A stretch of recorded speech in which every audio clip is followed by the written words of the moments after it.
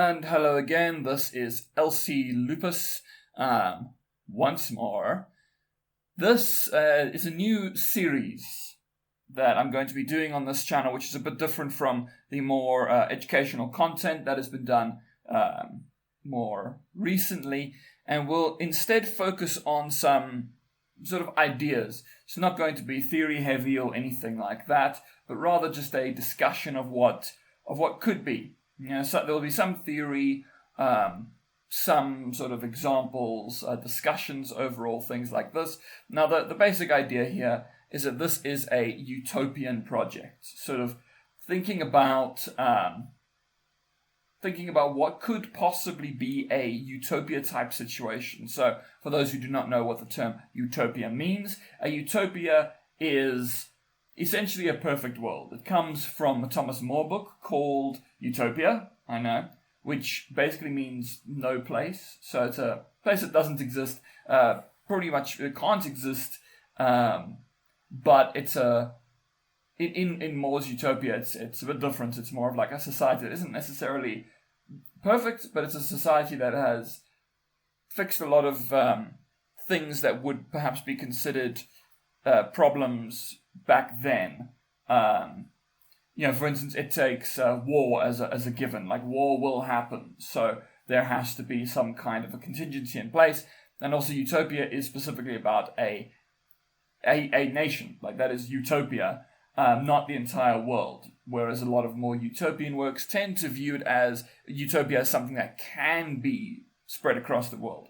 And that is what this is going to be as well. Now, this is just the introduction. That's why it's called Basics in Guiding Philosophy. So sort of, what will be the basic ideas that will be explored in general. And then every subsequent episode will be much more specified to a specific part of what a society could be. And this is just sort of a theoretical example, obviously, in terms of what a society could be and how it could be run in such a way that it sort of keeps in line with several of these kinds of tenets. So some of the sort of basic things that we will be discussing in this particular video are things like a little bit sort of on a more labor theory of value type of perspective, which is a Marxist perspective. So technological and scientific aspects, the idea of it being a more cashless, essentially communist society aimed at things like degrowth, and then sustainability, environmentalism, and sort of a more radical form of democracy. And then also, finally, the sort of last thing I want to talk about is the idea of a desired abolition of charity. So getting rid of charity, which might immediately seem like something bad, to get rid of charity, but I will explain why that is, why charity essentially should be abolished in this particular sort of utopian project.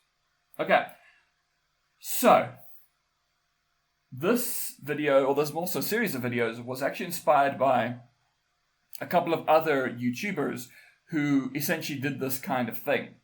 They did a utopian video about what their world would be like. So people like Thought Slime and Sophie from Mars, videos that I will link below. And then also actually people like Andrewism, Andrewism is a fantastic channel that goes into a lot of these kinds of concepts. And there's some things I've learned from there as well. And I think it's worth looking at that. That will be more looking at actual, more tangible specifics. This is more looking at a broad spectrum of things. So, the major philosophies here will be things like a more labor theory of value perspective. So, we currently, in a more capitalist society, have a different view of what value is. Value is a thing that is based usually on commodities, so it's based on things, and it's usually about rarity. So, that's where you get the whole idea of supply and demand. So when supply is high, then demand will probably be low. And when supply is low, then demand will be high. Sort of the basic tenet of more liberal economics or capitalist economics. So this is the idea of sort of going against that, of rather saying, no, it's not about so much commodities, it's more about seeing it in the value of a person's labor. Now, a guiding tenet is a very common Marxist expression. Now, the expression itself, when I say Marxist expression, I'm not saying Marx created this expression. It has existed in many forms for a very, very long time, but it is most associated with Marxism, and its sort of current formulation is derived from the Marxist term.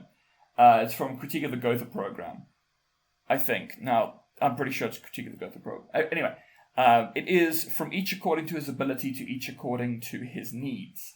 Now, obviously, I would get rid of the masculine pronouns and more be, each according to their ability to each according to their needs.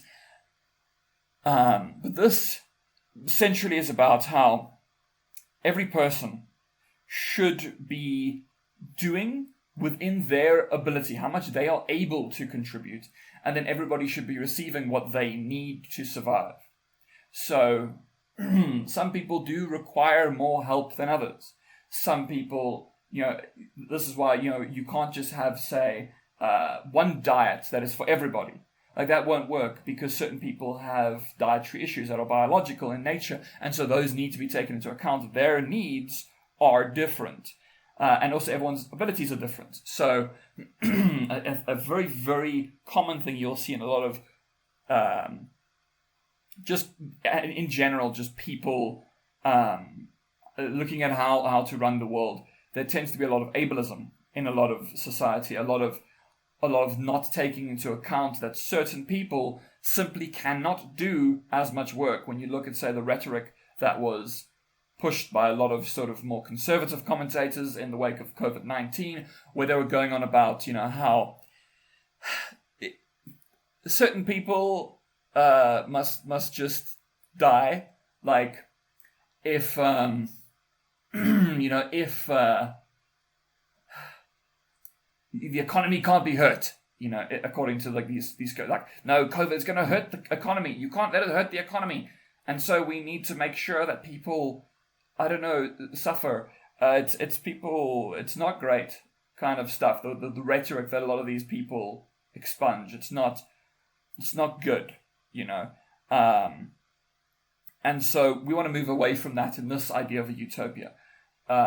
If people can't work the jobs that other people can work, then they mustn't work those jobs. If you are a person who has any kind of a physical disability or a mental disability that stops you from doing certain work, maybe either physical or mental, or also mentally taxing work, then that is not work that you should be forced to do.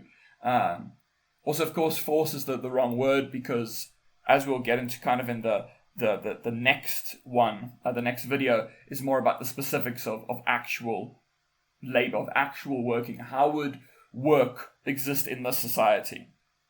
But yeah, so I first want to just say we need to focus on more so labor and people's needs in a cashless society. So essentially everybody is just sort of given what they need, and then everybody contributes what they need to contribute, which would also eliminate certain unnecessary jobs. But that we'll get into in the next video. So we want to focus on using the technology and the science that is currently here. It's easy to say, oh no, in the future we could always have some kind of a technology that fixes everything. Okay, that would be lovely if that is the case, but that hasn't happened. So there's no point in really thinking about how, maybe in the future there'll be robots that can do all of our jobs for us. Okay, but that still doesn't matter because it isn't like that now. So most people just wait a couple decades until things get good. Like, that isn't what we're going to do here. So we need to focus on the current technology and current science to be able to determine how a society should be set up. Now, the next one, which is quite an important thing in terms of this more anti-capitalistic, labor theory of value, more communistic viewpoint, is that we need to aim towards degrowth. So, capitalism is based on perpetual growth. Capitalism has to grow forever. Every single year, you have to make more than the previous year, or you are a failure. However, what that does is it just leads to more and more consumption, more and more production. You need to make more and more money, so you need to figure out more ways to make money. This is more based on sustainability, right, and degrowth. So we're not going to keep growing. You only grow when it is necessary to do so, and otherwise you limit the growth that is needed to be done. So let's just take as a for instance something like food. Food production at the moment is plagued by massive amounts of waste. Most food is thrown away. Well, not most. I think it's something like third. I don't have the figures with me, but a huge amount of food is effectively thrown away. We have enough food to feed everybody on the planet. We just don't, because that is not viable. That is not worth being done. It is not profitable to feed everybody. There's enough food, so why aren't people just given food? And in this society, it would be more like food never goes to waste, or at least as much as possible, food never goes to waste. Obviously, you cannot know every possible thing that could happen that could jeopardize what will happen. We can't know the exact specifics of what is going to happen and what is going to screw up this or that. Like, we just cannot know that. But we can do our best to try and limit any kind of waste. So food should be more created in a communal basis, right? Where there's a place you go and you're given food. You will ask for food. You're given food. Food is made. You can also work there, sort of more on a volunteer basis. But this will also be discussed once again in the second video, I think. And then also in some of the other videos, we will go into things like infrastructure and agriculture and stuff like that. But here we do not want to waste as much as possible. Okay, we want to try to limit waste. We want to make sure that everybody receives, effectively getting rid of things like hunger and homelessness, which the second one is very much about housing. So and communal living, which is literally called housing and communal living. So that's what it's about. But with this, you could just limit that. Well, not limit it, you could eliminate it, rather. You could say, we are not willing to have homelessness anymore. Everybody must just be given a home, everyone must just be given food, and then everyone must just be given a job that they can do according to their ability. And then nobody ever goes hungry, everybody always receives. And if you want to say, oh, well, this didn't work for the USSR, the USSR was not really communist. They weren't. The Communist Party saw itself as idealistically communist, but USSR is, United Soviet Socialist Republics. So they weren't communists. They knew they were more so socialists. The fact that homelessness still existed and sort of unemployment still existed in the USSR indicates that it wasn't a proper communist society. So that the idea is that this would be eliminated. All of these kinds of hunger and the housing crisis would just be gone. And of course, there needs to be a strong focus in terms of waste and in terms of just everything else. Everything needs to be built in a more environmentally friendly way. Housing is going to be a specific thing that's discussed, as I said, in the next one. Everything seems to be in the next one. But we need to build things in such a way that it is sustainable and it is environmentally friendly. So trying to, like for instance, at the moment, there are enough homes to house everybody. Yet, we continue to buy more. A lot of homes sit empty because they belong to rich people. And also, we have the mentality, and this is like a thing, we have a mentality that everything has to be very, very individualistic. I want to have my own special little place, where rather this would be trying to encourage a more communalistic viewpoint, where people could live with each other. So you don't really need to have, for instance, a personal garden. You don't really need to have necessarily a large kitchen or a dining room, because there is a communal area where you can go, where you can eat, where you can do whatever you need to do. So houses, effectively, or homes, just really need to be a place where, like, you live, where you sleep, essentially, where you maybe keep your sentimental possessions, because in a society like this, there wouldn't really be valuables. Like, valuables wouldn't exist in the sense of, so there's no point in hoarding things that cost money or whatever, and there's no real reason to have personal collections of things, which I know a lot of people are like, oh no, but I want to have my personal collection of 5 shelves worth of books. Yes, but that is just sort of a materialistic perspective, sort of to say, it's very also consumerist. Oh, I must have these things. Why can't there just be a library? And anybody can go to the library and take out a book, or a game, or a movie, or whatever. It doesn't have to be something that I specifically possess. It's for everybody. And that's sort of the idea there, where it's just limiting the amount of things that are produced, because not everybody needs to have it in their house. Just as a very, very quick, for instance, the vast majority of human beings do not need tools, as in the things that you fix things with. Most people do not need tools. It is unnecessary. I have tools in my house for in case things happen. Like, I have, screwdrivers, hammers, a drill, all these kind of things that I just don't really use, because, like, why would I? I'm like a teacher and a writer, but sometimes something breaks and I need to fix it. So I have these cheap tools that I bought, where why couldn't there essentially be a tool library, where if something breaks, you just go there, and if you want to do it yourself, you'll just go there. If you don't feel you can do it yourself, then you go, okay, can I get somebody to come and fix it? And they just come and fix it. Because everybody lives for everybody, and there is no material reward for doing anything, really. It's all about surviving with each other.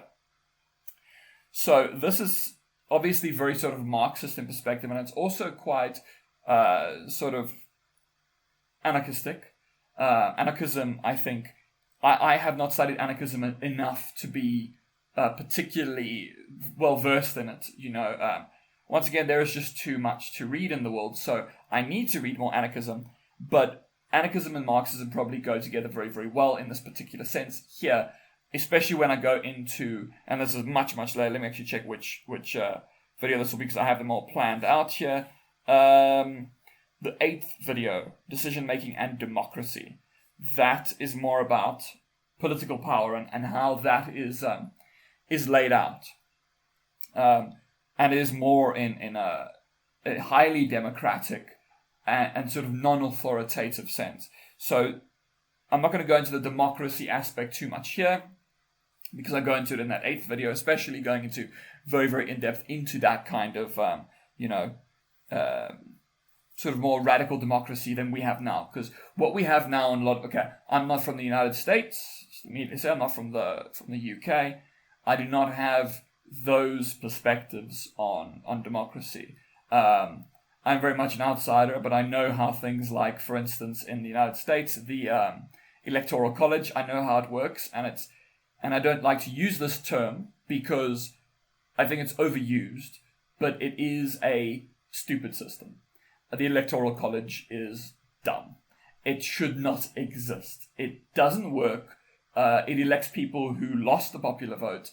And also, of course, in like America and in the UK, and also where I live in South Africa, it really is really up to a very, very limited number of parties. In America, it's the Republicans and the Democrats. There are other parties, but they're never going to win. And then in, say, the UK, it's similar with things like, the Tories and the Labour Party. Like, those are the two parties. And in South Africa, it's just the ANC. They win every single year, or every single election cycle, and they've won it every single time since 1994.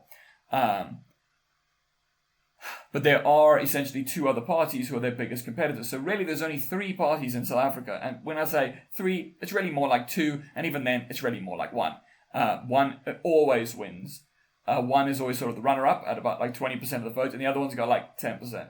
So it doesn't work. Like what we think of as democracy doesn't work, because it's not about actually being democratic. it's about my side wins and your side loses. It's not about, it's not actually about helping people. It's about helping these people stay in power. And when we go into that politics video, I'm going to go into some of the reasons why democracy, as we know in a place like the United States, doesn't work. Because it doesn't. It's based on loyalty rather than actually functioning. And the last thing I want to talk about, and this one, just because it's not really going to get its own specific place later, is the idea of the abolition of charity. So, why would you abolish charity? Well, you see, here's the thing. Charity is a thing that exists in our world because our world has failed people. It has failed homeless people. It has failed sick kids. It has failed people who have been domestically abused. And so we're told that the good thing to do is to contribute to charities that can help these groups on our behalf. Why aren't they just helped? Why is it a charitable thing? Why? And charity isn't a good thing. Charity is a societal necessity because society is broken.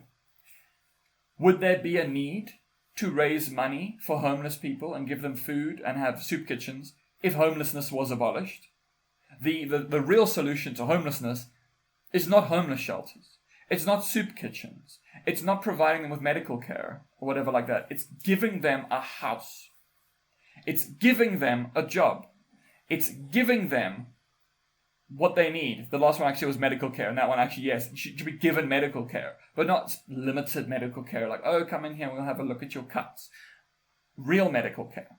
So given homes, given jobs, given food, that is how it should be laid out.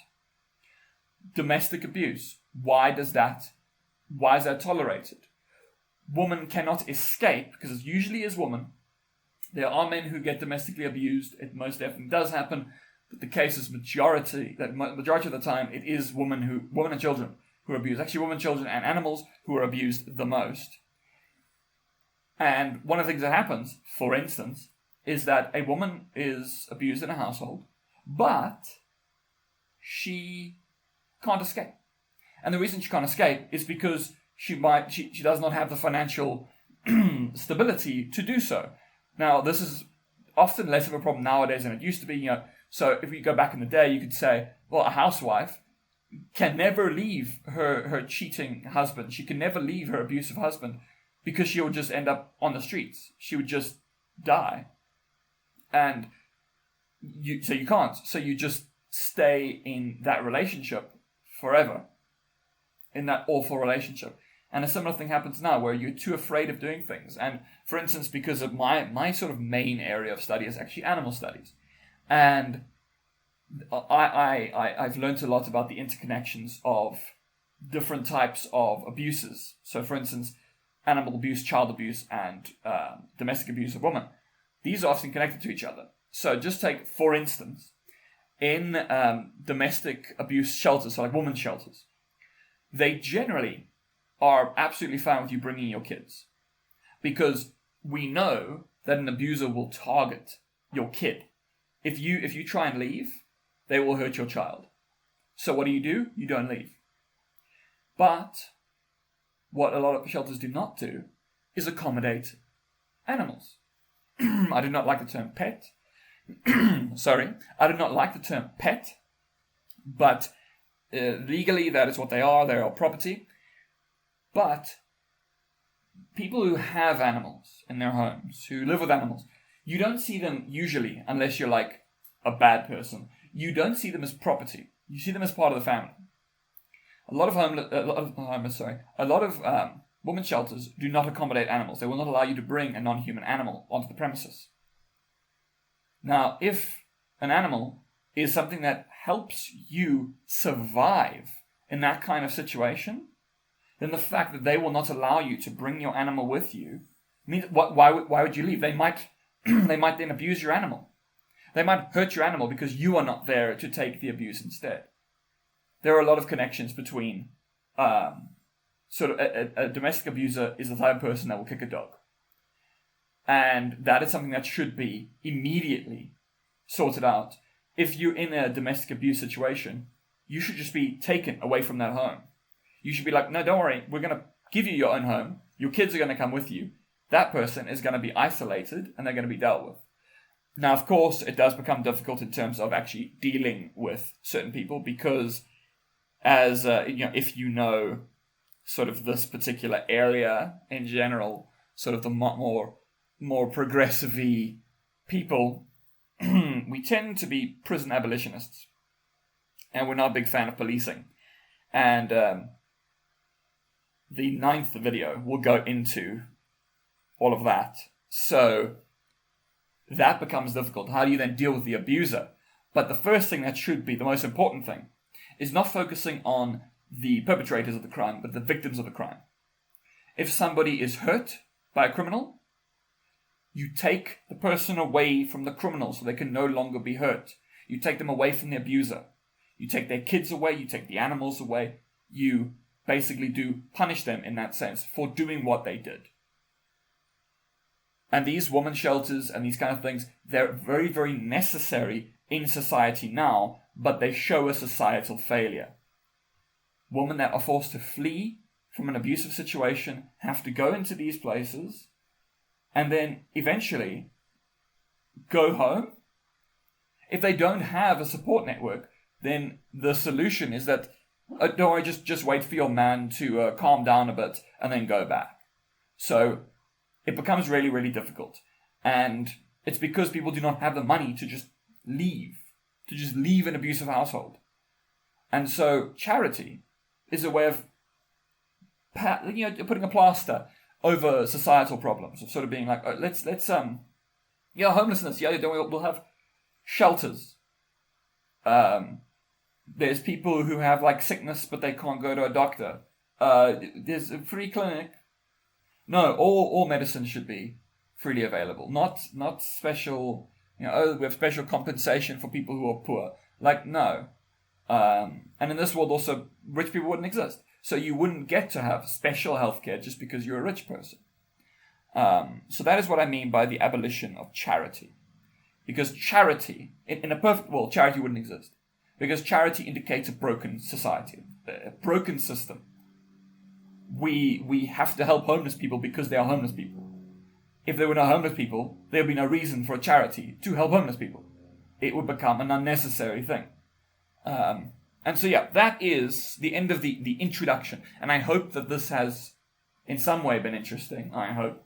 The rest of the videos are going to go into much more specifics about specific things. So the next video, it's about housing and communal living.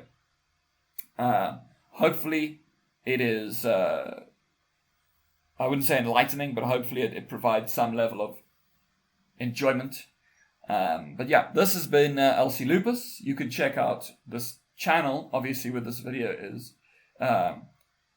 Check out my other stuff. I do a lot of educational stuff. When this sort of Utopian series is done, it's going to be 12 videos. When this Utopian series is done, I'm probably going to be going into a much, much more in-depth. So my previous series was called Talkie Time, because I'm a very serious person. And Talkie Time was about various things. Like there was one about environmentalism. There was like a series about post-colonialism. A sort of series about ecofeminism, a series about animal studies, or about animal ethics. And I'm going to be doing a very, very in-depth, like a long, long, long one about animal studies. Going very, very in-depth into it. But that's going to be after this 12-week run. Because there's going to be a video every week for this. Because they're really sort of easy to make. That's why there's no script. I'm just sort of, I have some talking points. And I talk about them. But yes, hopefully you enjoyed it. And if you like my stuff, you can check out the rest of the videos. And also, of course, you can check out me on Twitter, LC_Lupus. And I'm also a writer. By the time, not by the time this comes out. Anyway, in the coming months, I will be publishing multiple books, fiction. So if you're interested in checking those out, you can check out anything about Wolf Dog Publishing, which will also be in the description. And the only book at the moment that is published is The Cyborg Wilderness. which is a environmentalist sort of a post-apocalyptic sci-fi about a cyborg looking for hope within a destroyed world. I liked it. It is also specifically written in a very weird style. It uses no, more special punctuation marks. It only has full stops. No commas, no exclamation marks, no quotation marks, nothing. It's written in a deliberately stunted style. If you're interested in it, go check it out, The Cyborg Wilderness. And otherwise, I hope that you have a great day, week, and month ahead. Ta-ta!